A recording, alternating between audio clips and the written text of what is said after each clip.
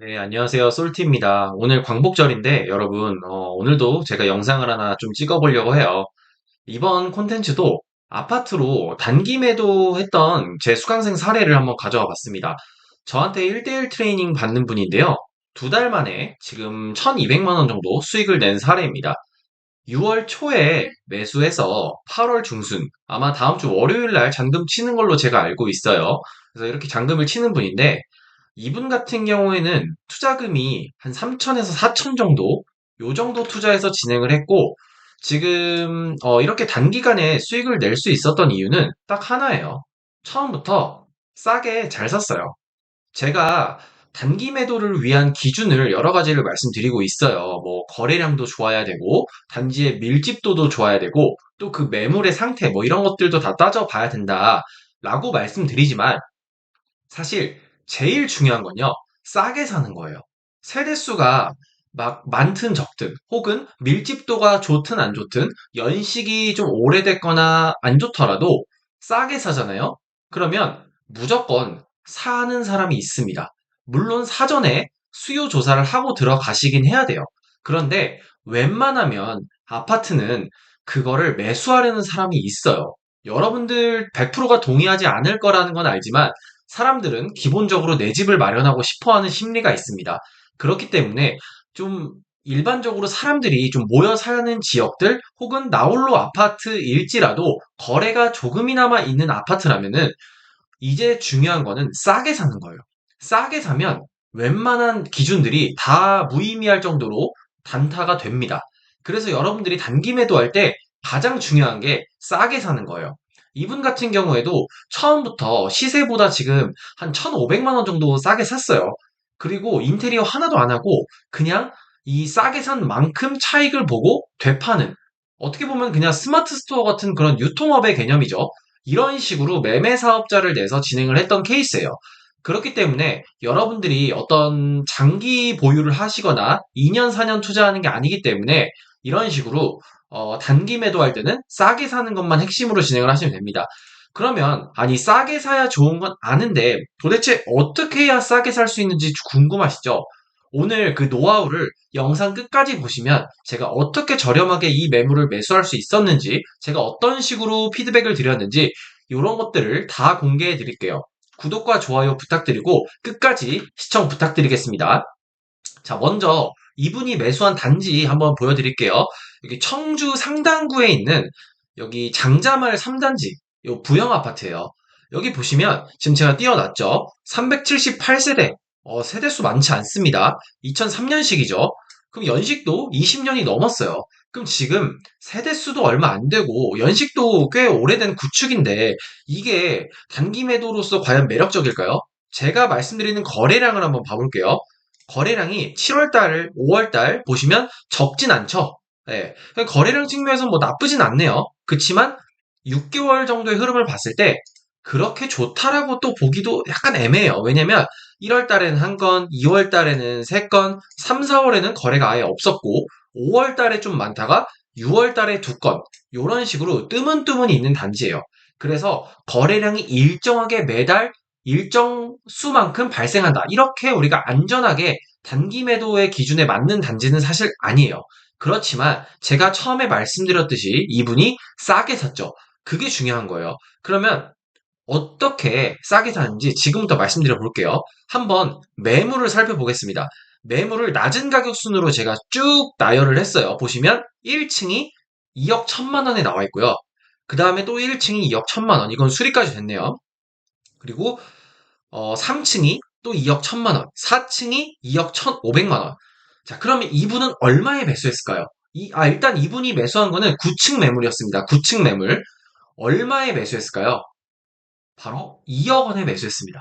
2억 원에 매수했고, 이거를 9층이 지금 나와 있는 9층 매물을 보면은, 2억 2,500부터 나와 있네요. 그러면 지금 1층 가격인 2억 1천 혹은 2억 1,500에만 내놔도 여기는 거래가 될 거예요. 왜냐면 단지에 거래량도 어쨌든 있었고요. 단지의 밀집도도 좋았기 때문에 거래는 됩니다. 그러면은 싸게만 사면 되는 건데 2억 원에 싸게 샀죠.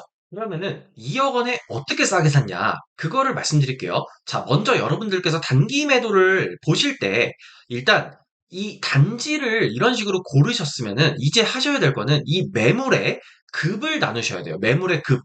매물의 급을 나눈다는 게 어떤 의미예요? 여기에 지금 나와 있는 매물이 뭐 한 20개 정도 되는데 이 20개가 전부 동일한 레벨은 아니라는 거죠. 어떤 건 1층이고 어떤 거는 중층 로얄층이고 또 어떤 건 인테리어가 잘 되어 있고 또 어떤 거는 아예 기본 상태일 거예요. 이런 식으로 이 매물의 어떤 특성에 따라서 어떤 건 A급, 어떤 건 B급, C급이라는 거예요. 그러면 이 매물의 특성에 어떤 것들이 들어갈지 여러분들께서 공부를 하시고 그거에 맞춰서 지금 급을 나누시는 게 먼저 필요해요. 그리고 급을 나눈 다음에 이 급이 예를 들어 A급은 1억, B급은 8천만 원, C급은 6천만 원 이런 식으로 제가 예를 들어볼게요. 그러면 A급 1억 원짜리를 B급 가격인 8천만 원에 가져올 수 있다면 어떨까요? 지금 A급이 1억 원에 호가가 나와 있고 우리가 이거를 8천만 원 B급 가격에 가져와서 A급 가격에 팔 수 있다. 그러면 시세 차익이 2천만 원 정도 나죠. 이런 식으로 우리가 급을 나눠서 급 대비 저렴한 가격에 가져오는 거예요. 다시 한번 내가 타겟한 그 매물의 급을 먼저 파악한다. 1번. 그리고 그 급보다 낮은 가격에 가져온다. 이게 다예요. 어떻게 들으면 되게 당연한 얘기죠.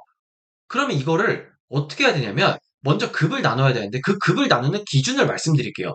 자, 급을 나눌 때는 층, 동, 향, 인테리어, 타입, 조망권 이렇게 6가지예요.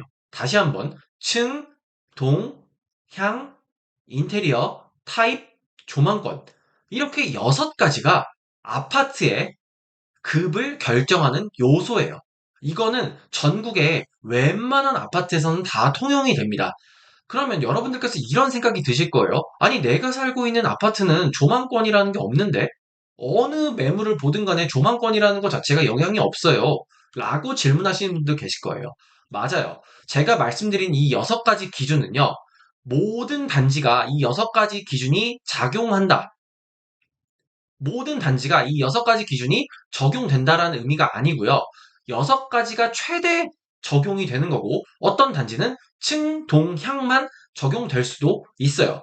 그래서 여러분들께서 단지를 보실 때 이 6가지 기준 중에 몇 가지가 여기에 적용이 되는지 그거를 중개사님한테 전화해서 확인하는 게 필요해요.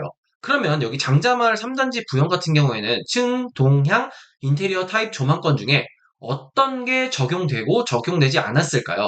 네. 아시겠지만 특별히 조망권이 나오는 단지가 아닙니다. 조망권은 빼고요. 그다음에 여기 타입도 보시면 106제곱미터 하나밖에 없죠. 그러면 타입도 하나니까 다 똑같을 거예요. 그럼 그것도 뺄게요. 그러면 층동향 인테리어 이렇게 4가지만 이 단지에서는 영향을 받고 있다는 거예요. 그러면 저희가 지금 매수한 동이 여기 이제 303동이거든요. 여기 9층인데 여기에 지금 보시면 동 같은 경우에는 동이 어떻게 이루어져 있어요? 301동, 302동, 304동, 305동은 다 남동향이고 303동만 남서향이죠. 그러면 여러분들께서 이제 중개사님한테 전화해서 확인해야 될 게 뭐냐면 사장님 여기 남서 남동으로 동이 좀 이루어져 있던데 혹시 동에 따른 가격 차이가 있나요? 혹은 향에 따른 가격 차이가 있나요? 이렇게 물어보셔야 돼요. 그래서 물어봐서 아 그냥 단순히 선호도의 차이지 가격의 차이가 나지 않는다 라고 하면 여러분들께서 동일한 급으로 보시고 진행을 하시면 돼요. 아 여기는 어떤 동에 따라서 로얄동이 있고 비로얄동이 있고 이런 게 아니구나라고 판단을 하시면 됩니다. 보통 근데 세대수가 적은 단지는 크게 로얄동이라는 개념이 없긴 해요. 왜냐면 너무 이 부지 자체가 작다 보니까. 그래서 이 장자마을 3단지에서 사실 중요한 건요. 층과 인테리어였어요. 그럼 저희 거는 9층이었죠. 9층이니까 웬만한 단지에서는 아마 정말 초고층 단지가 아닌 이상은 로얄층에 속한다고 볼 수 있습니다. 그럼 층이 좋았죠? 그 다음으로 따져야 될 게 바로 인테리어예요. 이 인테리어 상태를 따져야 되는데 인테리어가 수리가 아예 기본은 아니었지만 또 그렇다고 해서 올 수리가 된 것도 아니었어요. 그러면 여러분들께서 여기서 또 실수하시는 게 뭐냐면 아 그러면 내가 무조건 올 수리를 해야 되는구나 아니면은 아니 그냥 기본으로 팔지 뭐 이런 식으로 이 두 가지 중에 하나를 선택하신다는 거예요. 이게 여러분, 이렇게 하시면 안 돼요. 왜 안 되냐면, 그 단지 특성에 따라서 그리고 그 단지에 지금 수요자들이 어떤 걸 원하는지에 따라서 우리가 선택하는 옵션이 달라져야 돼요. 제가 좀 예를 들어 설명드려 볼게요. 이 매물을 매수했던 2024년 6월 기준으로는요. 완전 기본이 아닌 일반 부분 수리가 된 매물은 저렴하기만 하면 팔리는 시장이었어요. 지금 그런 수요자들이 돌아다니고 있었다라는 거를 우리가 중개사님을 통해서 미리 확인을 했어요.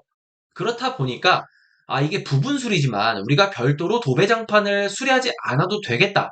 이렇게 판단을 미리 했던 거죠. 그러면 이 부분을 우리가 수익 계산할 때 반영을 해서 진행을 했던 거죠. 근데 이렇게 생각 안 하시고 그냥 무조건 기본으로 팔겠다. 혹은 무조건 올 수리를 하겠다. 라고 이분법적인 판단을 해버리시면 단기 매도에서 가장 중요한 수익을 놓치게 돼요.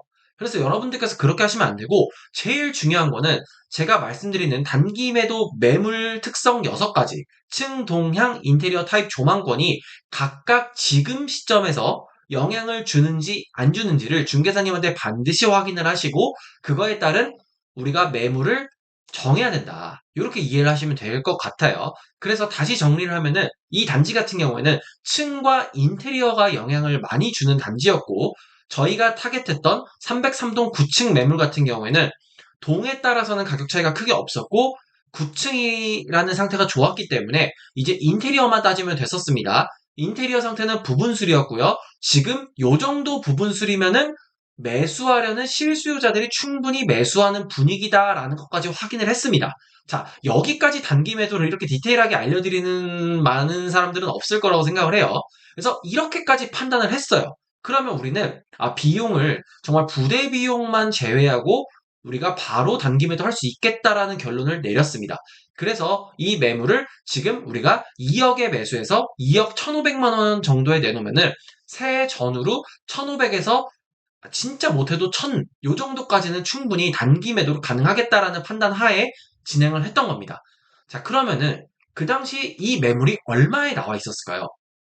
이 매물은 2억 1,000만 원에 나와 있었어요. 근데 이걸 어떻게 1,000만 원이나 깎았을까요? 자, 여기서 두 번째 방법이 나옵니다. 제가 첫 번째 방법은 매물의 급을 나누고 그거보다 저렴하게 사는 게 목표라고 했어요. 그러면 구체적으로 이걸 어떻게 저렴하게 살 수 있냐? 그 방법은요. 네, 쉽습니다. 매도자의 상황을 이용해야 돼요. 우리가 아무리 노력해도 깎이지 않는 매물들이 있고요. 정말 별거 안 해도 깎이는 매물들이 있어요. 물론 그 시장 상황에 따라서 단지 상황에 따라서 다르지만 가장 중요한 건요. 이거를 팔고자 하는 사람의 급한 정도예요. 자, 그러면 이 매물의 매도자는 어떤 상황이었냐? 네, 법인이었습니다. 여러분 아시는 분은 아시겠지만 법인 같은 경우에는 6월 전에 매도를 해야 법인세를 내지 않아요. 네, 공시가에 많으면 3%까지 법인세를 내야 되는데 그게 상당히 부담스럽죠. 그래서 이분 같은 경우에도 빠르게 매도를 하는 게 훨씬 더 목표였던 매도자였습니다. 그래서 저희는 좀 요런 거를 파악을 하고 미리 접근을 해서 매도자한테 바로 가계약금 쏠 테니까 2억에 진행하자. 요런 식으로 딜을 했고 중간에서 중개사님이 당연히 잘 핸들링을 해 주셨습니다. 그래서 요런 어떤 매도자의 상황을 잘 이용하고 또 우리가 애초에 매물의 급을 나눠놔서 지금 이거는 2억에 매수하면 우리가 바로 2억 1,500 정도에 팔 수 있다라는 거를 파악을 해놓고 진행을 하니까 그리고 인테리어 비용이 안 들어도 단기 매도가 된다라는 거를 파악을 해놓으니까 일사천리로 진행이 됐던 거예요. 근데 여러분 이렇게 파악을 안 하시고 나만의 기준을 안 가지시고 그냥 진행을 하시면은 단기 매도하려고 매수를 했는데 오히려 2년 전세를 놓고 내 투자금이 회수되지 않거나 아니면은 단기 매도가 안 돼서 손해를 보는 경우도 있습니다. 제가 오늘 영상에서 말씀드린 여러 가지 기준들이 있을 거예요. 이거를 다시 한번 정리해 드릴게요. 자, 첫 번째로 단기 매도에서 가장 중요한 건 사실 거래량과 밀집도예요. 이 아파트가 얼만큼 거래가 잘 되냐, 그리고 주변에 단지 세대수가 많아서 인프라가 잘 형성되어 있냐, 이게 제일 중요한 기준인데, 그치만 이게 안 되더라도 단기 매도가 되는 기준이 있습니다. 그게 두 번째 기준인데요. 바로 애초에 매물을 저렴하게 사면은 단기 매도가 된다가 두 번째 대원칙이에요. 그러면 이 두 번째 대원칙인 매물을 저렴하게 사는 것은 어떻게 하냐? 두 가지 방법이 있다고 했어요. 첫 번째, 매물의 급을 나눠서 그 급 대비 저렴하게 산다. 예를 들어서 매물이 A급, B급, C급이 있고 A급이 2억 원, B급이 1억 원, C급이 5천만 원일 때 A급을 우리가 1억 원에 살 수 있으면 시세 차익이 바로 발생하기 때문에 괜찮다. 거래량과 밀집도가 떨어지더라도 라고 결론을 내린 거죠. 그러면 단지의 요 매물의 특성은 어떤 기준을 가지고 나눌 것이냐? 층, 동향, 인테리어 타입, 조망권. 네, 요 정도였습니다. 그리고 이거를 싸게 사는 두 번째 방법, 매도자의 상황이 급한 거를 이용해야 된다. 요런 게 있었죠. 오늘 영상에서 실제로 수익을 낸 사례를 가져와서 설명을 드렸는데요. 혹시 이해가 안 가시면 밑에 카카오톡으로 연락을 주시면 제가 이제 또 도와드릴 수 있거든요. 저한테 궁금한 점이나 단기 매도 관련해서 혹은 경매 아니면 일반 매매 관련해서 궁금한 점이 있으시면 바로바로 연락 주시면 제가 도와드리도록 하겠습니다. 오늘 영상 끝까지 시청해주셔서 감사합니다.